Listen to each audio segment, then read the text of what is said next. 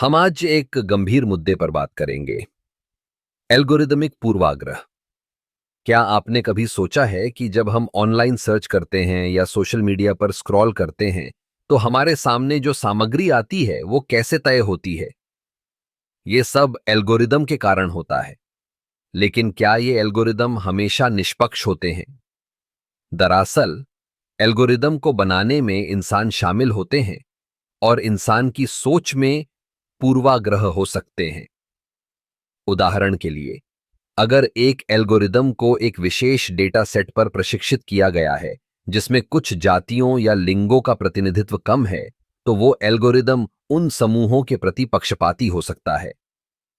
एक अध्ययन में पाया गया कि कुछ एआई सिस्टम्स जो चेहरे की पहचान के लिए बनाए गए थे, काले और एशियाई चेहरों को पहचानने में सफेद चेहरों की तुलना में कम सटीक थे। इसका मतलब है कि अगर आप एक काले व्यक्ति हैं, तो आपको उस तकनीक के साथ भेदभाव का सामना करना पड़ सकता है। अब सोचिए, यह सिर्फ तकनीकी समस्या नहीं है, बल्कि यह सामाजिक समस्या भी है। जब हम एल्गोरिदम पर भरोसा करते हैं, तो हम अपनी पहचान और अधिकारों को खतरे में डाल रहे हैं। यह हमारे जीवन के कई पहलुओं को प्रभावित कर सकता है, जैसे नौकरी की भर्तियां, क्रेडिट स्कोर और यहां तक कि पुलिसिंग भी।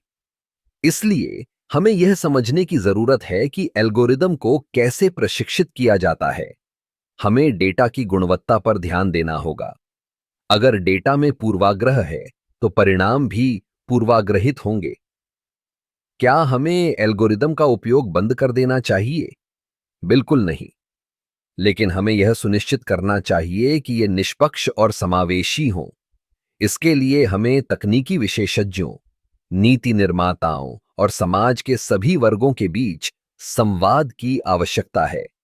हमें यह भी याद रखना चाहिए कि तकनीक का उद्देश्य मानवता की भलाई होनी चाहिए, न कि उसे नुकसान पहुंचाना। हमें अपने अधिकारों के लिए खड़ा होना होगा और यह सुनिश्चित करना होगा कि तकनीक हमारे लिए काम करे, न कि हमारे खिलाफ। एल्गोरिदमिक पूर्वाग्रह एक चुनौती है, लेकिन यह हमारे लिए एक अवसर भी है। यह हमें सोचने पर मजबूर करता है कि हम किस तरह की दुनिया में जीना चाहते हैं। क्या हम एक ऐसी दुनिया चाहते हैं जहां तकनीक सभी के लिए समान हो?